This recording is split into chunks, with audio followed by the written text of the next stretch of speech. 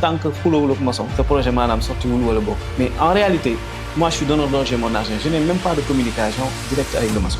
mën nga def ce projet du début à la fin te doo waxtaan ak maçon. Normalement sax war a waxtaan ak moom. Beaucoup de Sénégalais vivent ça. Les effondrements du bâtiment au Sénégal sont-ils le résultat d'erreurs techniques, de manquements réglementaires, d'un défaut de contrôle ou d'un ensemble de facteurs? Récemment, il y a eu un effondrement à Saint-Louis. Il y a des morts d'hommes. Malheureusement, force est de constater que dans notre pays, on ne fait rien. Ça, c'est le pire. Il faut qu'on sache que tout ce qu'on doit faire dans ce pays-là, il y a une loi qui la régit. Même si tu ne sais pas qu'il y a une loi, tu construis, tu outpasses la loi va s'abattre sur toi. Nul n'est censé ignorer la loi. Quand ils veulent construire, ils ont la responsabilité d'aller vers les professionnels. Et en premier lieu, vers un architecte. Il faut que les gens soient conscients que moi j'ai travaillé, j'ai de l'argent, je vais aller construire. Pour des questions d'économie, non, j'ai pas besoin d'aller voir un architecte. Coutilé à mes responsabilités. Il est indispensable d'avoir un ingénieur génie civil dans son entourage. Mënuloo dund ba dee te doo ci jëflante kenn. Donc allez les voir. Alhamdulillah. Bienvenue dans les voies du BTP, le podcast qui donne la parole aux femmes et aux hommes qui imaginent, conçoivent, construisent les infrastructures de demain. Pour ce premier épisode, nous avons choisi d'aborder un sujet qui préoccupe autant les professionnels que les citoyens, les effondrements du bâtiment au Sénégal. Et derrière chaque drame, il y a des vies bouleversées, des familles touchées et de nombreuses interrogations. Comment expliquer ces effondrements? Sont-ils le résultat d'erreurs techniques, de manquements réglementaires, d'un défaut de contrôle ou d'un ensemble de facteurs? Aujourd'hui, nous allons en parler dans ce premier podcast avec expertise et expérience, la responsabilité qui caractérise notre métier. Je suis Marianne Sektal, ingénieure en génie civil, entrepreneur du secteur du bâtiment et des travaux publics. Merci d'être avec nous et bienvenue dans le premier numéro des Voix du BTP au Sénégal. Et pour cette discussion, j'ai le plaisir aujourd'hui d'accueillir sur ce plateau deux confrères ingénieurs. Monsieur Alim Dramé, ingénieur en génie civil et expert dans le domaine. Donc je vais lui laisser le soin de revenir sur les questions des effondrements. Qu'entendez-vous d'un nouvel effondrement de bâtiment et quelle est la première analyse qui vous vient à l'esprit, Monsieur Dramé? Merci Marianne, merci pour cette invitation et surtout cette initiative. Parce qu'il est important que quand il arrive des choses comme ça dans un pays de façon générale, que ceux qui sont concernés, qui la pratiquent, donc les professionnels, prennent la parole et donnent non pas leur point de vue, mais leur savoir. Malheureusement, force est de constater que dans notre pays, depuis un certain nombre d'années, il y a des effondrements. L'autre constat, c'est que c'est récurrent et on ne fait rien. Ça, c'est le pire. On ne fait rien, on continue de subir et on parle de vies humaines.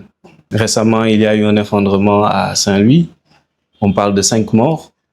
Et j'ai l'habitude de dire qu'il y a ceux qu'on médiatise, mais il y a ceux qu'on ne médiatise pas. Mais quasiment chaque semaine ou chaque mois, il y a des effondrements et il y a des morts d'hommes. Donc déjà, il faut saluer la mémoire des personnes qui sont disparues, prier pour qu'Allah les accepte au paradis. Mais aussi, il faut faire un état des lieux.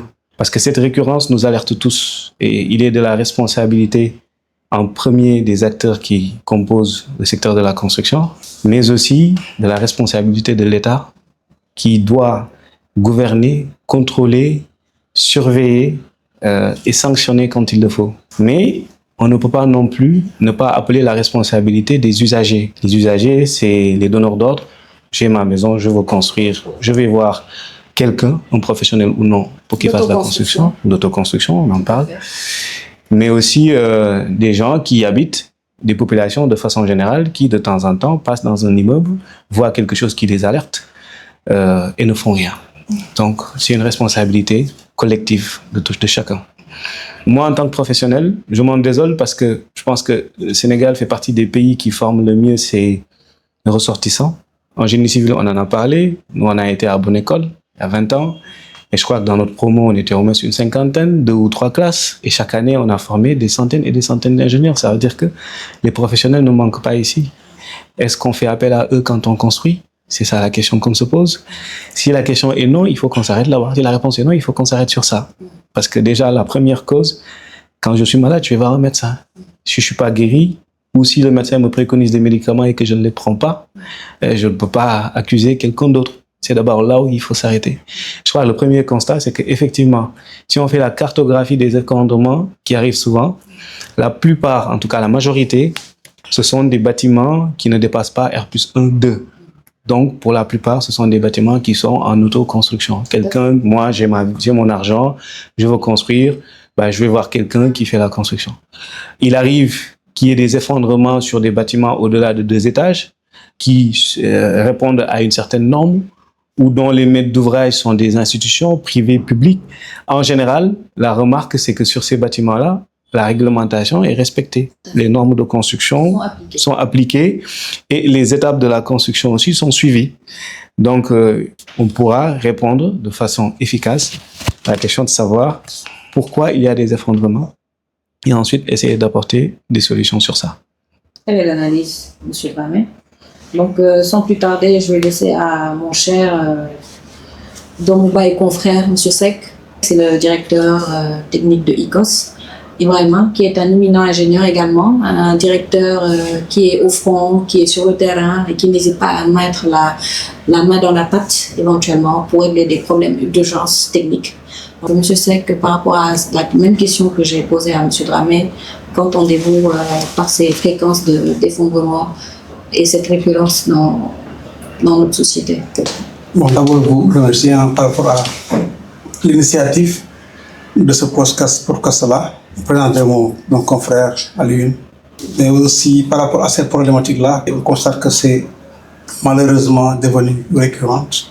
Chaque année, on a des nombres des effondrements de bâtiments. Pourquoi cette récurrence-là? Dans le jargon du génie civil, en BTP, quand il y a un bâtiment qui s'effondre, ça veut dire qu'il y a une faille dans la chaîne de construction. Un bâtiment qui est bien conçu avec les acteurs nécessaires, l'architecte qui conçoit les plans d'architecture, le géotechnicien qui étudie le sol, définit la profondeur d'ancrage, définit les tassements du sol, aux charges qui seront soumises par les fondations, le génie civil qui fait des plans béton armés, les plans béton armés regardés par un bureau de contrôle agréé, si le projet, bien entendu, demande l'intervention du bureau de contrôle, comme le préconise le Code de la construction, de la loi qui a été votée en 2023, le décret en 2024, qui intervient, qui dit que dans un projet, à partir de R+3, il faut un bureau de contrôle agréé et auquel cas aussi, il faut un laboratoire d'études de sol qui intervient. Donc, il y a un encadrement juridique qui est là, mis en place par l'État du Sénégal, mais on constate que de manière très récurrente, dans un pays, comme Alioune l'a dit, qui forme des ingénieurs, qui connaît des ingénieurs très compétents en génie civil, malheureusement, si on voit que ce problème-là persiste, il faudra analyser sur plusieurs angles. Au niveau de l'État du Sénégal, est-ce que les lois qui sont prises, les lois qui existaient déjà, il y avait une loi de 2009, un décret 2010, avant de la modifier en supposant de renforcer, est-ce qu'elle a été évaluée? Est-ce que le problème c'est la loi ou bien c'est l'application de la loi? C'est ça. Le constat qu'on a fait au Sénégal, dans beaucoup de domaines, on a de très bons textes. Mais le problème majeur qu'on a dans ce pays-là, on prend les lois, mais les lois, une fois qu'elles sont promulguées par le président, elles restent dans les tiroirs. Il n'y a aucun effort de communication, de divulgation qui est fait ces lois-là. Alors que c'est possible à travers toutes nos langues, à travers les youtubeurs, les tiktokers, les réseaux sociaux, les artistes comédiens, de communiquer ces lois sur diverses langues, des sketchs, avec des spots télévisés. Sensibiliser les Sénégalais. De sorte que le Sénégalais lambda, qui à travers toute sa langue maternelle, pourra comprendre la portée de la loi, quels sont les concernés, qu'est-ce que la loi permet de faire, qu'est-ce que la loi ne permet pas de faire, quels sont les interdits, quelles sont les recommandations et enfin les sanctions. Là, c'est aussi un problème au Sénégal. On s'éprend des lois. Si les lois sont transgressées, on constate que les sanctions ne les appliquent pas. Alors que la loi, elle est claire. Si un acteur, un maître d'ouvrage qui doit construire un immeuble R+3 ne prend pas un bureau de contrôle en cours de construction, que ce bâtiment-là s'effondre, ce maître d'ouvrage-là doit être immédiatement arrêté. Parce que s'il y a des morts d'hommes, on doit l'arrêter en allant faire de l'enquête. Mais ce qu'on a vu l'année dernière, ça n'est pas le cas. Donc, c'est des gros bonnets qui construisent. Faire un R+3, R+4, ça demande des millions, des milliards. D'ici on en fait, on a les moyens. On ne manque pas d'être entouré d'acteurs compétents. Tout à fait. En génie civil, géotechnicien, architecte, bureau de contrôle. Il faut que les lois, comme on dit, doivent être au-dessus de tout le monde. Elles doivent être impersonnelles. Quel que soit l'acteur qui commet une faute, on doit la sanctionner durant l'ampleur des dégâts. Donc ça, c'est un constat. L'autre problématique, les acteurs de la construction. On en a de plus en plus qui communiquent comme Alioune le fait, comme toi aussi, machallah, qui contribue à vraiment enrichir le secteur sur la communication. De plus en plus, les jeunes sortent de leur bureau, communiquent avec les Sénégalais. Il y a beaucoup de Sénégalais qui veulent savoir, mais il y en a, ils n'ont pas l'information. La loi qui est là actuellement en vigueur, il y a beaucoup d'acteurs qui ne connaissent pas. Tout à fait. Comment appliquer une loi qu'on ne connaît pas? C'est problématique. Donc, beaucoup d'efforts qu'on doit mettre en place pour communiquer sur les lois. Ça n'a pas aidé sur les bâtiments, les projets en construction, bâtiments nouveaux, mais sur les bâtiments anciens. Quand il y a des déformations de bâtiments, ce serait important que l'État communique sur les causes. Sur les matériaux, ça aiderait à renforcer le contrôle sur les matériaux, voir la qualité des matériaux, si on les fabrique ici ou bien si on les importe. Si c'est par rapport à la main-d'œuvre, ça aiderait à renforcer la formation des ouvriers. Donc là, c'est des solutions que vous proposez déjà. Oui, c'est en même temps. Oui, c'est en même temps, quoi. C'est un peu lié à ça. Donc, pour dire que les causes, s'il y a un bâtiment qui s'effondre, il y a forcément un manquement. Le manquement, l'État est responsable numéro 1, parce qu'il prend des lois, on ne les applique pas.